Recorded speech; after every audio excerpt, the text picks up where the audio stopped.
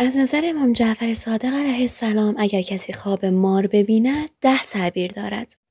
سلام، به چنل رویای شیرین خوش اومدید. جایی که همه با هم سفری هیجان انگیز به اعماق خوابهاتون میکنیم تا معنی و مفهوم اونا رو براتون روشن کنیم.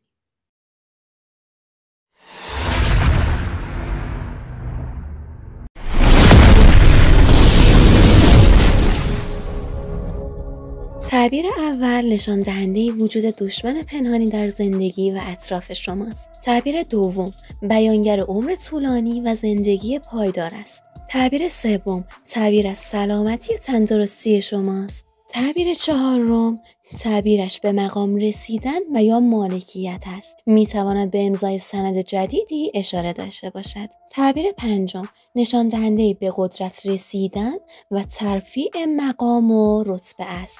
در کارتان پیشرفت خواهید کرد. تعبیر ششم بیانگر مال و ثروت فراوان است که به دست می آورید.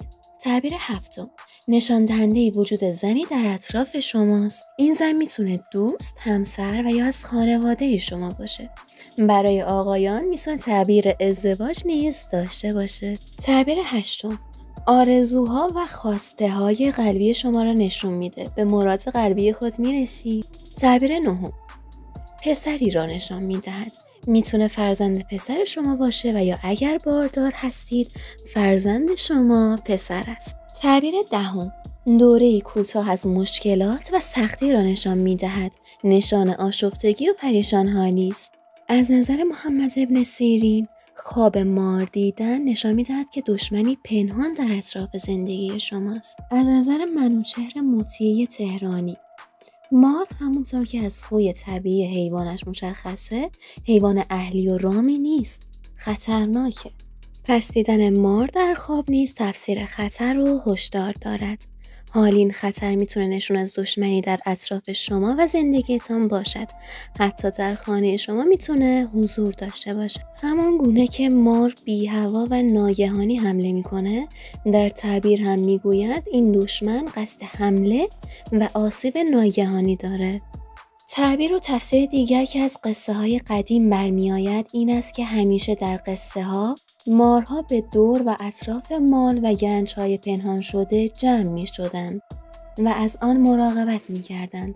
پس می توانیم بگوییم مار خبر از مال و رسیدن پول و ثروت به شما می دهد.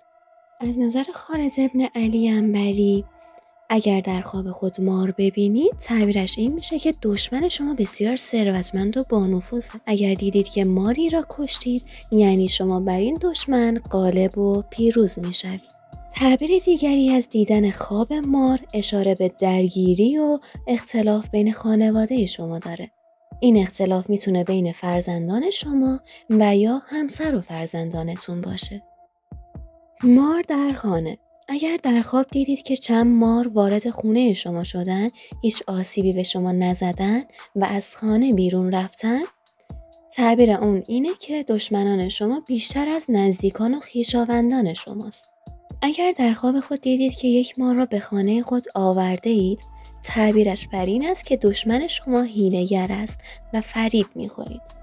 اما اگر دیدید که مار را کشته و نابود کردید، تعبیرش برعکس است و بیانگر این است که شما دشمن را شکست خواهید داد.